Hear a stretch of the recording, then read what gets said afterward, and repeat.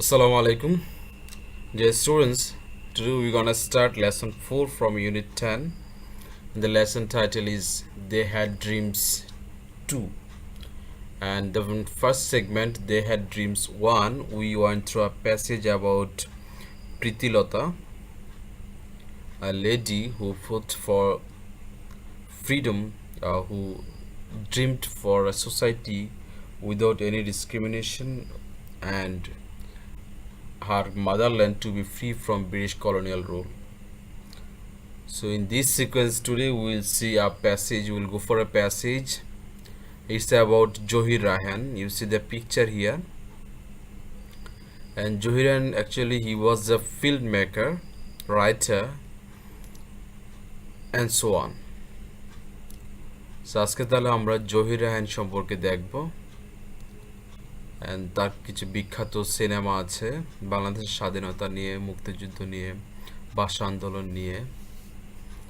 And obviously I will suggest you, if you have access, then we'll go for the movies he made. তাহলে তিনি যে ছবিগুলো বানিয়েছেন আমরা সময় পেলে দেখব। These are needed and you will get in touch with the history or movement and how the country formed, how the nation formed. You will understand. So let's start reading the text.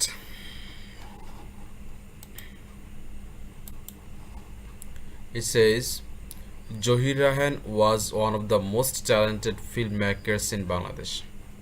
So বলা হয়েছে জহির রায়হান হচ্ছে বাংলাদেশের সবচেয়ে মেধাবী ফিল্মমেকার্স, চলচ্চিত্র নির্মাতার মাঝে একজন। He was born in 19 August 1935 in the village Mojupur in Feni district. তিনি 1935 সালের 19 আগস্ট ফেনী জেলার মজুপুর গ্রামে জন্মগ্রহণ করেন। He was an active worker of the language movement. এবং তিনি ছিলেন ভাষা আন্দোলনের একজন সক্রিয় কর্মী। He was one of the 10 students to go out in a procession on 21 February 1952, despite a ban on such activities imposed by the authorities. তাহলে আমরা জানি যে 1952 সালে ভাষা আন্দোলন হয়েছিল এবং ওই সময়ে ভাষা আন্দোলনের চূড়ান্ত সময়ে কিছু নিষেধাজ্ঞা ছিল, মিনস যে সভা সমাবেশ করা যাবে না। তো জহির রায়হান ছিলেন ওইসব যে 10 জন স্টুডেন্ট যারা এই নিষেধাজ্ঞা ভেঙে সেই মিছিলে যোগদান করেছে, সমাবেশে যোগদান করেছে। তাহলে he was one of the 10 students to go out in a procession of 21 February 1952। তাহলে 1952 সালে 21 ফেব্রুয়ারি যেই শোভাযাত্রা অথবা মিছিল হয়েছিল, যেখানে 10 জন শিক্ষার্থী ওই সময়ের নিষেধাজ্ঞা ভেঙে, নিষেধাজ্ঞা সত্ত্বেও তারা কি করেছিল, কর্তৃপক্ষের যে নিষেধাজ্ঞা ছিল এটা সত্ত্বেও তারা মিছিল নিয়ে গিয়েছিল।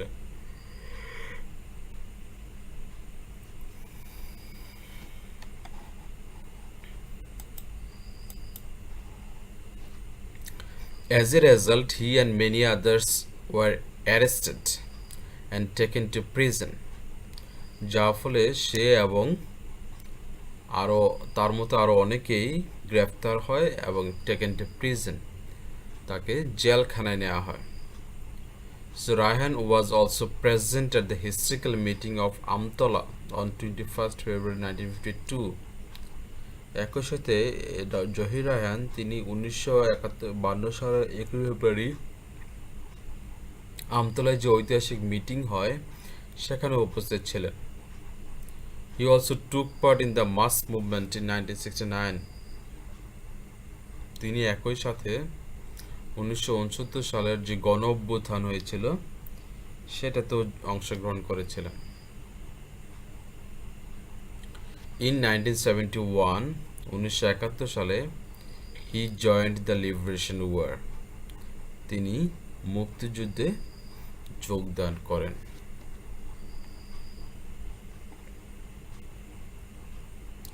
So all through his life, Johir Rahan dreamed of a democratic society, a society that would ensure freedom of speech. তাহলে সারা জীবনব্যাপী জহির রায়হান একটা গণতান্ত্রিক সমাজের স্বপ্ন দেখেছেন, যেই সমাজ, a society that would ensure freedom of speech, যেই সমাজটা কি করবে, বাক স্বাধীনতা নিশ্চিত করবে। তাহলে সারা জীবনব্যাপী তিনি একটা সমাজ অথবা গণতান্ত্রিক সমাজের স্বপ্ন দেখেছেন, যেই সমাজে কি থাকবে, সকলের ফ্রিডম অফ স্পিচ থাকবে। He had many dreams about our film industry too, এবং আমাদের চলচ্চিত্র শিল্প নিয়েও তার অনেক স্বপ্ন ছিল। He made a legendary film, জীবন থেকে নেয়া, based on the language movement of 1952। সে হচ্ছে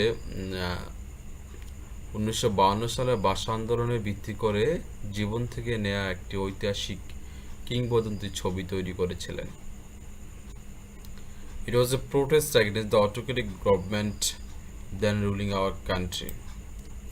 এবং এই সিনেমাটা ছিল ওই সময়ে যেই স্বৈরতান্ত্রিক সরকার আমাদের দেশটি শাসন করত তাদের বিরুদ্ধে একটা প্রতিবাদ।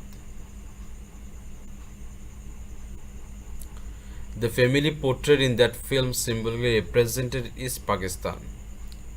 এবং ওই সিনেমাটাতে যে পরিবারটিকে চিত্রায়িত করা হয় এটা আসলে প্রতীকী অর্থে পূর্ব পাকিস্তানকে রিপ্রেজেন্ট করেছিল অথবা উপস্থাপন করেছিল। The family was ruled by an autocrat who had to go to prison for her conspiracy. এবং এই ফ্যামিলিটার একজন অটোক্র্যাট দ্বারা পরিচালিত হচ্ছিল, যে তার ষড়যন্ত্রের জন্য জেলখানায় যেতে হয়। So this is the first part of today's lecture. So what we learned from this part, that Johir Raihan, he was a dreamer, a filmmaker, writer, এবং তিনি 1935 সালের 19 আগস্ট ফেনী জেলার মজুপুর গ্রামে জন্মগ্রহণ করেন, এবং তিনি ছিলেন ভাষা আন্দোলনের একজন সক্রিয় কর্মী, এবং তিনি হচ্ছেন ওইসব 10 জন স্টুডেন্টের মাঝে একজন যারা 1952 সালে 21 ফেব্রুয়ারি সমাবেশ নিষেধাজ্ঞা ভেঙে মিছিল নিয়ে বের হয়েছিলেন। ওই সময়ে ছাত্রদের আন্দোলন দমানোর জন্যে পশ্চিম পাকিস্তানি শাসকরা কী করেছিল, মিছিল, মিটিং, সভা সমাবেশের প্রতি নিষেধাজ্ঞা দিয়েছিল, যার ফলে তাকে এবং আরও অনেককে কী করতে হয়, গ্রেফতার হইতে হয় এবং জেলখানায় যেতে হয়। এবং Raihan was also present at the historical meeting, এবং তিনি একই সাথে 1952 সালে 21 ফেব্রুয়ারি যে ঐতিহাসিক মিটিং হয় আমতলায়, সেখানেও অংশগ্রহণ করেন। তিনি একই সাথে 1969 সালের গণ অভ্যুত্থানে যোগদান করেন। And in 1971 he joined the Liberation War, এবং 1971 সালে তিনি স্বাধীনতা যুদ্ধে অংশগ্রহণ করেন। আর তার স্বপ্ন ছিল যে এমন একটা স্বপ্ন, ডেমোক্রেটিক সোসাইটি, গণতান্ত্রিক সমাজ, যে সমাজে সবার বাক স্বাধীনতা থাকবে, ব্যক্তি অথবা কথা বলার স্বাধীনতা থাকবে। And he had many dreams. তার আমাদের যে চলচ্চিত্র শিল্প এইটা নিয়েও তার অনেক স্বপ্ন ছিল, এবং তিনি একটা ঐতিহাসিক ছবি জীবন থেকে নেয়া তৈরি করেছিলেন ভাষা আন্দোলনের উপর ভিত্তি করে, এবং এই ছবিটা ছিল ওই সময়ের পশ্চিম পাকিস্তানের স্বৈরশাসকদের প্রতি একটা প্রতিবাদ স্বরূপ। এবং ওই সিনেমাতে যে একটা পরিবার চিত্রায়িত করা হয়েছিল, ওই পরিবারটা আসলে প্রতীকী অর্থে ইস্ট পাকিস্তানকে রিপ্রেজেন্ট করে, আর ওই পরিবারটা নিয়ন্ত্রিত হইতো একজন ফ্যামিলি মেম্বার্স যার ক্যারেক্টারিস্টিক্স পশ্চিম পাকিস্তানের মতো, যে অটোক্র্যাটের মতো আচরণ করতে, এবং যাকে একসময় জেলে যেতে হয়েছিল তার অনৈতিক কাজের জন্য। So this is the first part, keep watching for second part. Thank you.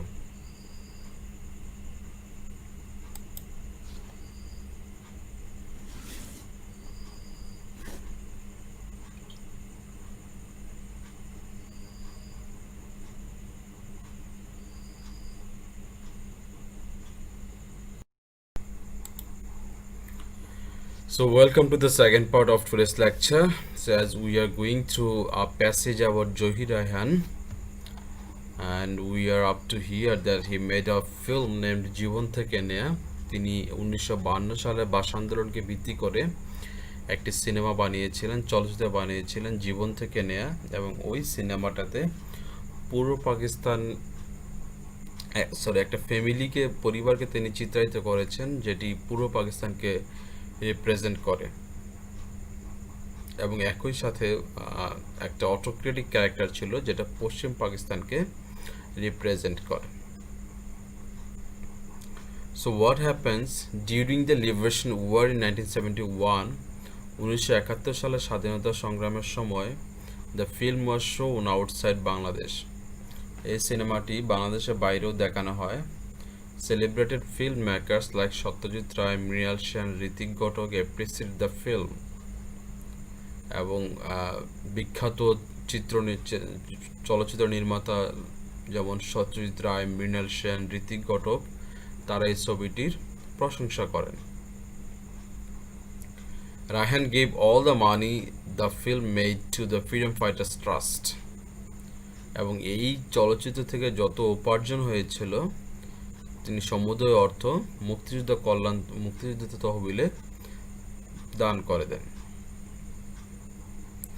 Besides, এর বাইরেও his great documentary on Pakistani atrocities, Stop Genocide, helped create world sentiment in favor of a liberation war. এটা ছাড়াও তার আরেকটা বিখ্যাত তথ্যচিত্র রয়েছে যেটাতে পাকিস্তানিদের বর্বরতা ফুটিয়ে তোলা হয়েছে, সেটার নাম হচ্ছে স্টপ জেনোসাইড, এবং এই তথ্যচিত্রটি ডকুমেন্টারি ফিল্ম যেটি and it helped create world sentiments, সমগ্র বিশ্বের নজর অথবা দৃষ্টি তৈরি করতে, সেন্টিমেন্ট তৈরি করতে সহায়তা করে in favour of a liberation war. মুক্তিযুদ্ধের পক্ষে সমর্থন যোগাতে স্টপ জেনোসাইড সিনেমাটি অনেক হেল্প করে।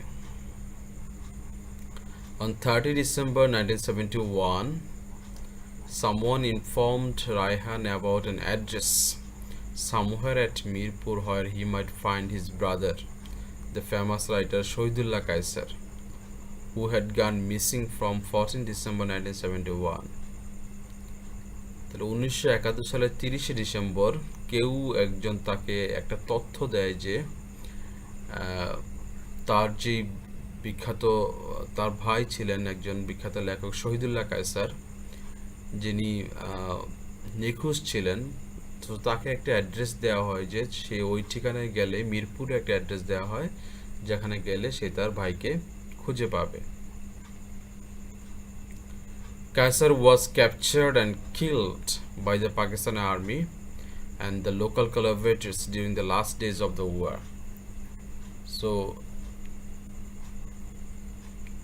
শহীদুল্লাহ কায়সার কথা বলা হয়েছে, তাকে গ্রেপ্তার করা হয়েছিল এবং পরবর্তীতে হত্যা করা হয়েছিল by the Pakistani army and local collaborators. তাহলে পাকিস্তানি সেনা এবং স্থানীয় যে রাজাকার বাহিনী ছিলেন তারা এই শহীদুল্লাহ কায়সারকে আটক করে এবং পরে হত্যা করে, এবং এটা ঘটছিল যুদ্ধের শেষ দিকে।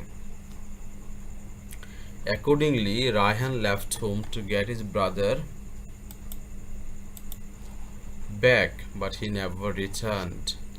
So জহির রায়হান তার ভাইকে খুঁজে বের করার জন্য বের হয়েছিলেন, কিন্তু সেও আর কখনো ফিরে আসেনি।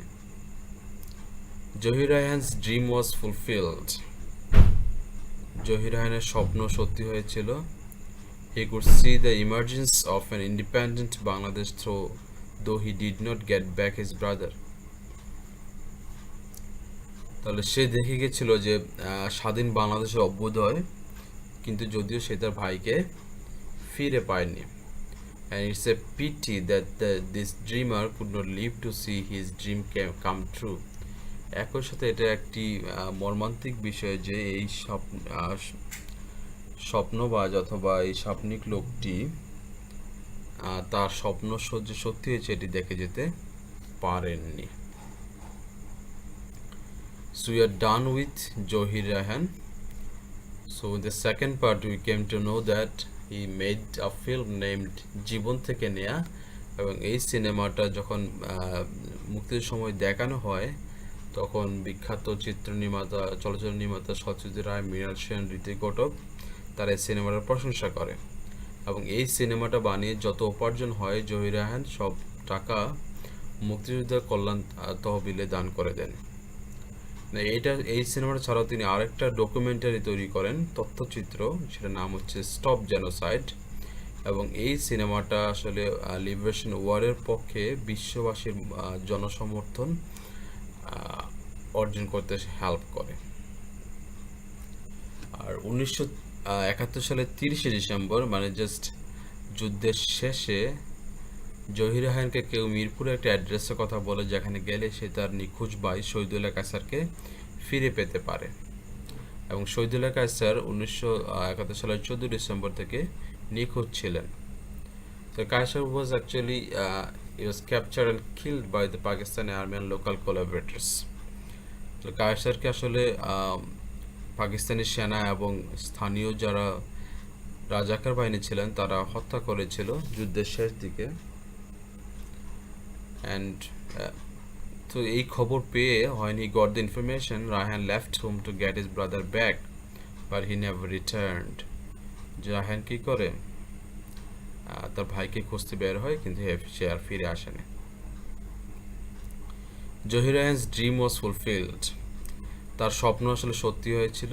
he could see the emergence of an independent Bangladesh. তিনি বাংলাদেশ, স্বাধীন বাংলাদেশ অভ্যুদয় দেখে গিয়েছিলেন, কিন্তু সে তার ভাইকে খুঁজে পাননি, এবং এটা খুবই প্যাথেটিক যে he could not leave. He dreamed for many things. সে অনেক স্বপ্ন দেখেছিল, and his dream came true. তার স্বপ্ন সত্যি হয়েছিল, but he could not see this. সেগুলো দেখে যেতে পারেনি। So we are done about the passage Jahir Rayhan. So what we learned overall, if we have a review, the man, a filmmaker, writer, was born in Feni and who was an active worker of the language movement. তিনি ছিলেন ভাষা আন্দোলনের একজন সক্রিয় কর্মী, এবং তিনি ছিলেন ওই 10 জন শিক্ষার্থীর একজন যারা ওই সময়ের নিষেধাজ্ঞা ভেঙে মিছিল নিয়ে বের হয়েছিল, এবং তিনি আমতলার সেই বিখ্যাত মিটিংয়েও অংশগ্রহণ করেছিলেন। এবং ভাষা আন্দোলনের পরে এক সময় গণ অভ্যুত্থানেও তিনি যোগদান করেন। 1969 সালে 1971 সালে স্বাধীনতা যুদ্ধেও যোগদান করেন, এবং সমগ্র জীবনব্যাপী তিনি একটা গণতান্ত্রিক সমাজের স্বপ্ন দেখেছেন যেখানে সকলের বাক স্বাধীনতা নিশ্চিত হবে, এবং তিনি আমাদের চলচ্চিত্র শিল্প নিয়ে অনেক স্বপ্ন দেখেছিলেন। তিনি একটা বিখ্যাত সিনেমা বানিয়েছিলেন জীবন থেকে নেয়া নাম, এবং এটা ছিল ওই সময়ের স্বৈরতান্ত্রিক সরকারের প্রতি একটা প্রতিবাদ, এবং এখানে যে ফ্যামিলিটিকে দেখানো হয় ইট রিপ্রেজেন্টেড ইস্ট পাকিস্তান, অ্যান্ড ওখানে একটি ক্যারেক্টার, অটোক্রেটিক ক্যারেক্টার থাকে যে পশ্চিম পাকিস্তান রিপ্রেজেন্ট করে, এবং একসময় তাকে তার অন্যায় আচরণের জন্য জেলে যেতে হয়। এবং 1971 সালের যুদ্ধের সময় এই সিনেমাটা দেশের বাইরে অনেক জায়গায় দেখানো হয়, এবং বিখ্যাত যারা চিত্র নির্মাতা ছিলেন, চলচ্চিত্র নির্মাতা ছিলেন, যেমন সত্যজিৎ রায়, মৃণাল সেন, ঋত্বিক ঘটক, তারা এটাকে প্রশংসা করেন, এবং এই সিনেমা থেকে উপার্জিত সব অর্থ তিনি মুক্তিযুদ্ধ ফান্ডে দিয়ে দেন। এটা ছাড়াও তিনি আরেকটা সিনেমা বানিয়েছিলেন, সেটা হচ্ছে স্টপ জেনোসাইড, যেটা কি করে যুদ্ধের সময়ে বাংলাদেশের পক্ষে মতামত অর্জনে সহায়তা করে। তো একসময় 1971 সালে যুদ্ধের শেষ দিকে যখন বাংলাদেশের বিজয় অর্জিত হয়েছে, আর কিছুদিন পরেই তাকে তিনি তার নিখোঁজ ভাইয়ের জন্য শহীদুল্লাহ কায়সারের খোঁজে বের হন, এবং তিনিও আর ফিরে আসেননি। তো ধারণা করা হয় জহির রায়হান শহীদুল্লাহ কায়সারকে হত্যা করা হয়েছে, এবং একই সাথে জহির রায়হানকে হত্যা করা হয়েছে।